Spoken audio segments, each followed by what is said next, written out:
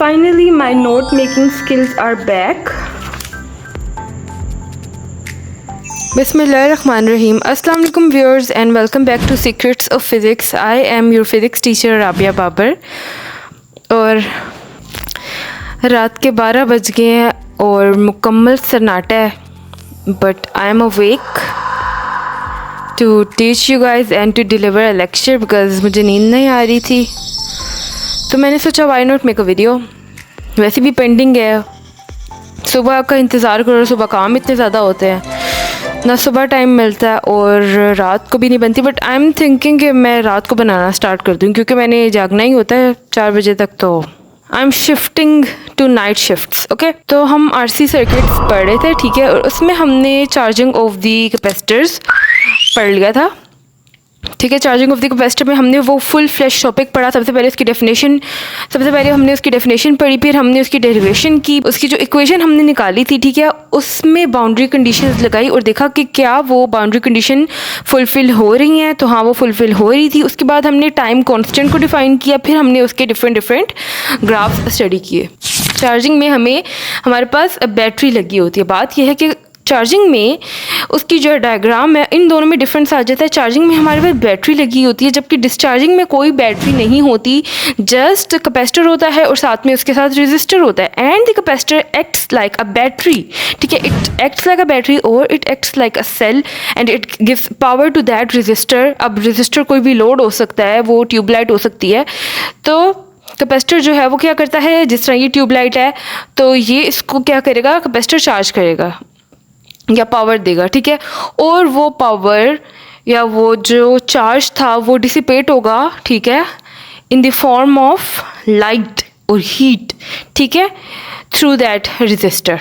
तो हमने ये चीज़ पढ़नी है. बहुत ही इंटरेस्टिंग और बहुत ही मज़े का टॉपिक है, और इससे जो नेक्स्ट वीडियो है उसमें हम इन दोनों के बीच का डिफरेंस करेंगे, वो भी बहुत ज़्यादा इंटरेस्टिंग है. So let's go for it.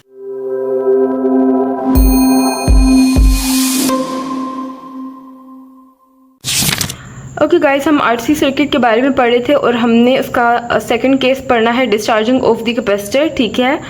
सबसे पहले इसकी डेफिनेशन की तरफ आ जाते हैं. When a capacitor is connected across a resistor, definition नहीं है, बस आप कह लें कि डायग्राम को थोड़ा सा एक्सप्लेन किया हुआ है, ठीक है. When a capacitor is connected across a resistor, जब एक कैपेसिटर रेजिस्टर के अक्रॉस कनेक्ट हुआ होता है,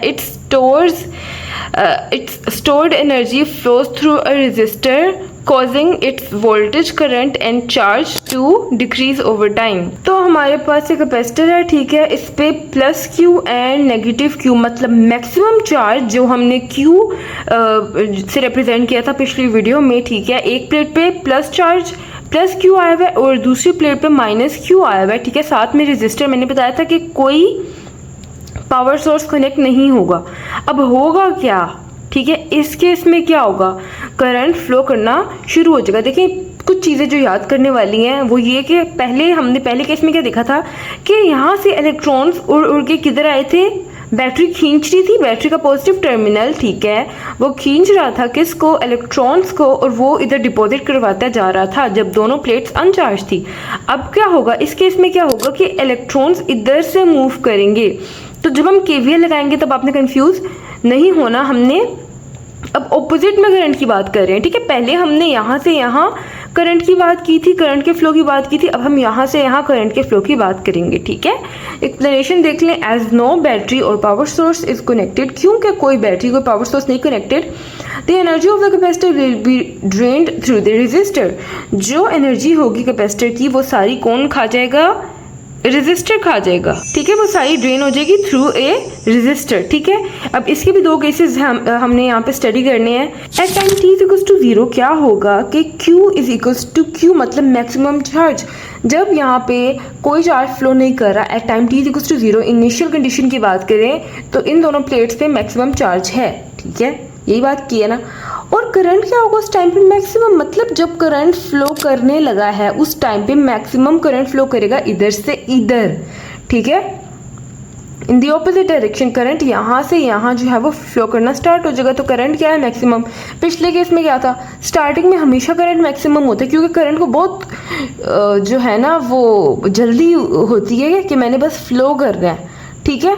कैपेसिटर को चार्ज करना है या कैपेसिटर को अनचार्ज करना, करंट बहुत ही तेजी से फ्लो करता है, ठीक है, इसकी प्लेट्स के बिटवीन। अब होगा क्या, in this case the electrons from the negative plate will return back to the positive plate. वही इलेक्ट्रॉन्स जो कि पॉजिटिव प्लेट में से निकले थे, बल्कि सॉरी इस प्लेट में से निकले थे, ठीक है, वो इलेक्ट्रॉन जाके इधर डिपॉजिट हुए थे, वो वापस किधर आएंगे, इस प्लेट में वापस आ जाएंगे, ठीक है। वोल्टेज और potential difference will gradually decrease. अब यहाँ पे पोटेंशियल क्या है, इस टाइम पे मैक्सिमम है ना, आहिस्ता आहिस्ता क्या होगा, जीरो हो जाएगा। जब दोनों प्लेट सेम पोटेंशियल पे आ जाएंगी, या दोबारा से आप कह लें कि डिस्चार्ज हो जाएंगी, जीरो हो जाएंगी, ठीक है, तो पोटेंशियल भी जीरो होगा।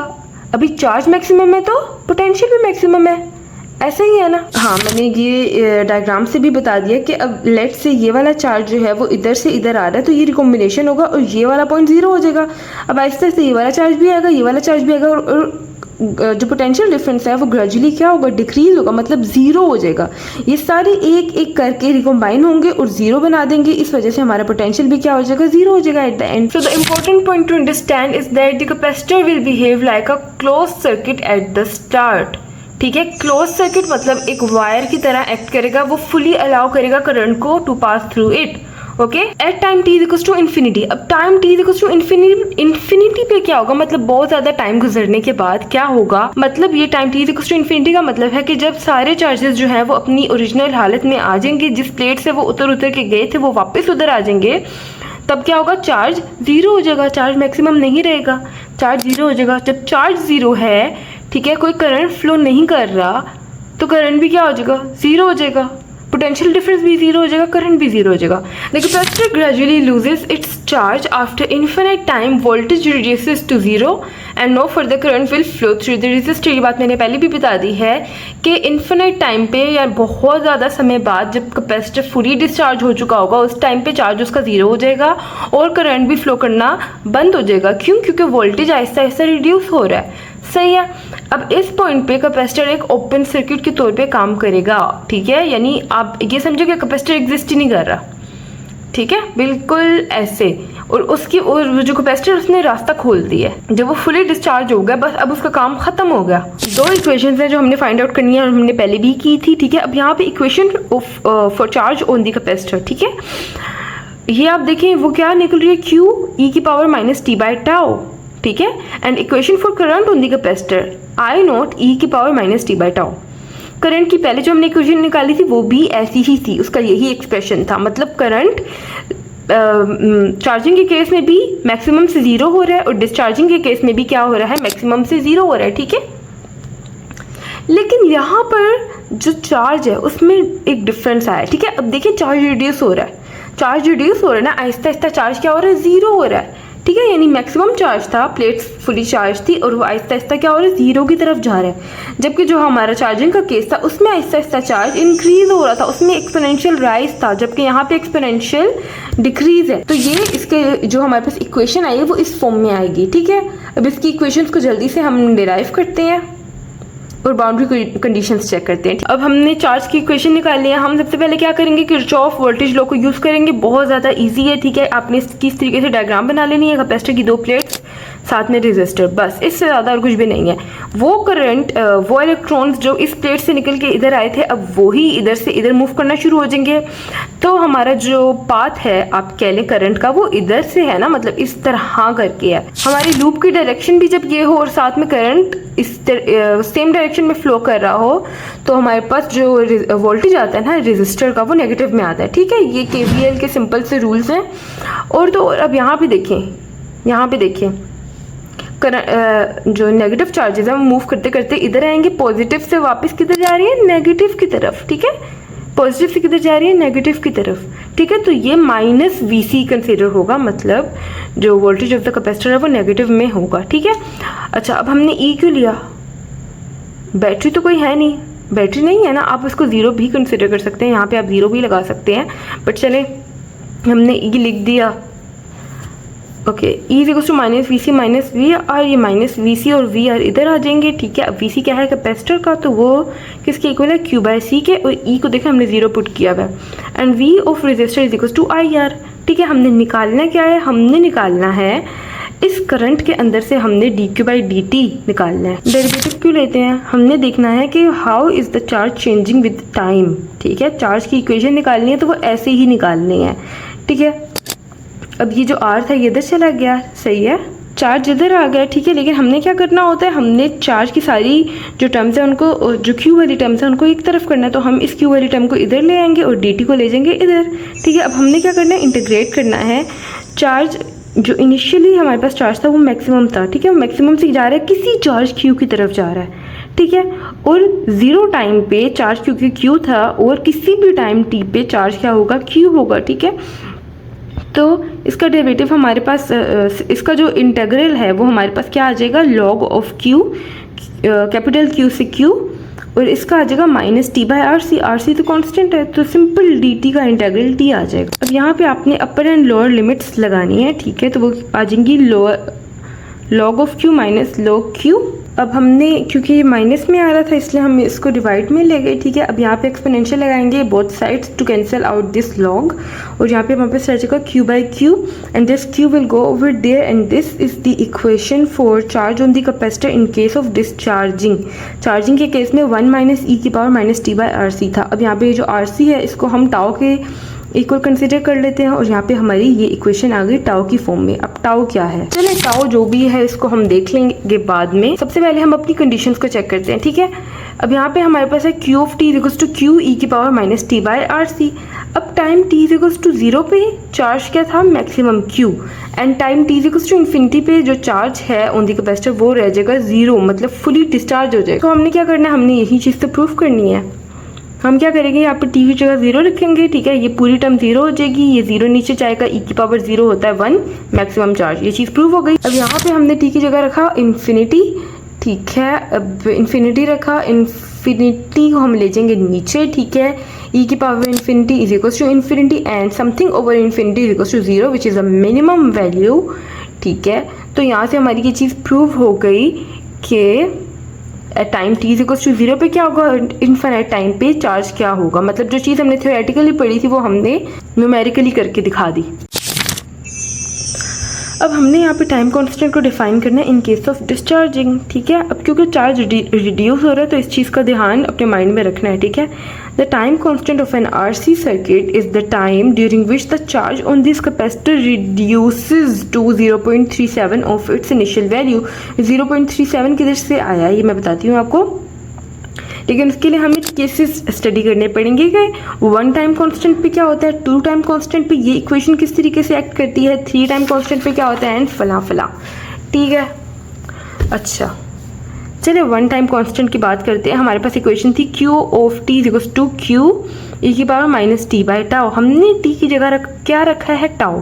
टाउ बाय टाउ कैंसिल हो गए, यहाँ पे आ गया -1। ठीक है, e⁻1 आ गया, e है उसकी वैल्यू होती है 2.718 and 1 divided by 2.718 will give us 0.37। तो अब आपको समझ आई कि 1 टाउ है वो टाइम है। ठीक है, कि जब चार्ज 0.37 रिड्यूस हो जाता है टू इट्स मैक्सिमम चार्ज। ठीक है, 2 टाउ कौन सा टाइम है, 2 टाउ वो टाइम है कि जब हम यहाँ पे t की जगह 2 टाउ रखते हैं। ठीक है, टाउ से कैंसिल, e⁻⁻2 इसको नीचे ले जाएं, यहाँ पे आ जाएगा 7.39 और इसको जब डिवाइड करेंगे तो 0.14, मतलब 0.37 से भी रिड्यूस हो गया। 2 टाउ पे 0.14 ऑफ द मैक्सिमम चार्ज रह जाता है, मतलब ऐसा ऐसा रिड्यूस हो रहा है। नाउ एट 3 टाउ पे क्या होता है, ठीक है, -3 e⁻3 20.1, इसको डिवाइड करेंगे तो और छोटी वैल्यू आ जाएगी, 0.05 ऑफ q आ जाएगा।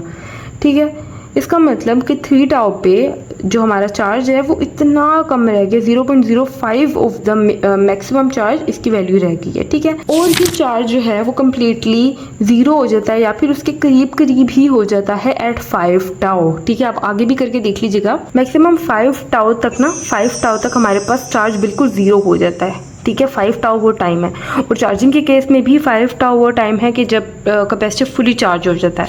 तो फुली चार्ज या फिर डिस्चार्ज करने के लिए आपको 5 टाउ तक का टाइम चाहिए RC सर्किट के लिए। ठीक है, अब हम निकालेंगे इक्वेशन ऑफ द करंट।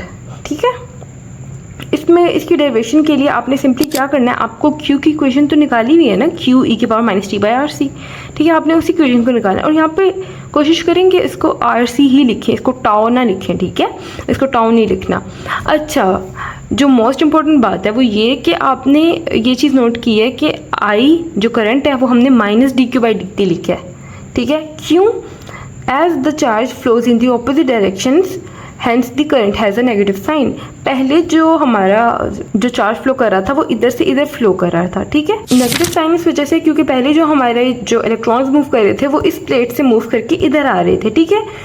तो हमने उस केस में I is equals to D Q by D T लिया था। अब देखिए आपके सामने डायरेक्शन ऑपोजिट है, अब जब ऑपोजिट डायरेक्शन है तो आपने मस्ट उसको जो है वो नेगेटिव साइन लगाना है, ठीक है। ये छोटे छोटे पॉइंट्स होते हैं, इनको स्किप ना किया करें। तो अब हमारे पास इक्वेशन तो निकाली है हमने क्यू की, सिंपली हमने क्या करना है, इसको डेरिवेट कर देना है डी बाई डी टी, मतलब टाइम के रिस्पेक्ट से इसको डेरिवेट करना है। अब यहाँ पे जब हम ई की किसी पावर का डेरिवेटिव लेते हैं तो सबसे पहले वही टर्म एज इट इज़ यहाँ पर आ जाती है और बाद में उसकी पावर का डेरिवेटिव होता है, मतलब इसका डेरिवेटिव होगा तो -1 बाई आर सी, यानी कांस्टेंट वैल्यूज आ जाएंगी, and D T by D T वो तो कैंसिल हो जाएगा, ठीक है। यहाँ पर क्या है, नेगेटिव नेगेटिव साइन को कैंसिल किया, Q divided by R C और ई की power minus T by R C, ठीक है। 1 बाय आर को हम सेपरेट कर लेते हैं क्योंकि क्यू बाई सी जो है हमें पता है वो किसके इक्वल होता है, v के इक्वल। क्यू बाई सी किसके इक्वल है, v के इक्वल, ठीक है। हमने यहाँ पे v लिख दिया and v by R is equals to I. अब आपने ये चीज़ नोट करनी है कि हमने इसको आई के इक्वल ही लेके आना है, यानी मैक्सिमम करंट के इक्वल ही लेके आना है, ठीक है। इस इक्वेशन को इस फॉर्म में बनाएं, क्यू बाई सी से आपके पास v आ गया एंड v बाय आर से आ गया आई नोट, ठीक है। तो आपने इसको इस फॉर्म में लिखना है, किसी इस फॉर्म में नहीं लिखना कि क्यू बाय आर सी की फॉर्म में लिख रहे हैं, ठीक है, या वी बाय आर की फॉर्म में लिख रहे हैं। कोशिश करें कि ये आई की इक्वेशन है तो आई नोट ही यहाँ पर हो, ताकि हमें पता लगे कि I naught is the maximum current through the capacitor, ठीक है। अब यहाँ पे हमने, क्योंकि ये डिक्रीजिंग ग्राफ है, ठीक है, ये डिक्रीजिंग ग्राफ है।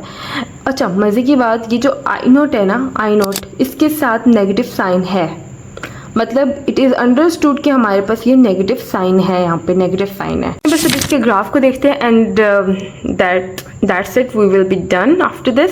मैंने आपको बताया कि जो आई नोट है इसके साथ नेगेटिव साइन है क्योंकि करंट ऑपोजिट डायरेक्शन में है, ठीक है। क्योंकि हम यहाँ पे सिर्फ मैग्नीट्यूड की बात कर रहे हैं इसलिए हमने नेगेटिव साइन नहीं लगाया। और आप कहेंगे कि इस इक्वेशन में भी कहीं भी नेगेटिव साइन नहीं है, ये तो कैंसिल हो गया था, बट स्टिल आपने इस चीज़ को याद रखना है कि इस आई नोट के साथ नेगेटिव साइन लाजमी रहेगा, ठीक है। अब हम बात करें मैक्सिमम करंट की, जो कि ऑपोजिट डायरेक्शन में फ्लो कर रहा है। जो नेगेटिव टर्म है वो हमें सिर्फ डायरेक्शन के बारे में बता रही है, ठीक है। तो नेगेटिव से करंट फ्लो करते करते 1 टाउ पे उसका हमारे पास कितना आ जाएगा, 0.37, या माइनस आना चाहिए था, ठीक है, -0.37 ऑफ आई नोट, फिर 2 टाउ पे 0.14 ऑफ आई नोट, फिर 3 टाउ पे 0.05 ऑफ आई नोट। तो मैक्सिमम 5 टाउ तक ये 99.9% डिस्चार्ज हो जाता है, ठीक है, एंड इट गोज टू 0, लेकिन कभी भी 0 नहीं होता। तो खैर that was it for today. अब नेक्स्ट वीडियो में हम चार्जिंग और डिस्चार्जिंग जो है उसका वो करेंगे, डिफरेंस करेंगे, बहुत ही मज़े का डिफरेंस है। That was it for today. I hope you like the video. If you like the video give it a big thumbs up and subscribe to our channel if you know. Okay, thank you, अल्लाह हाफिज़।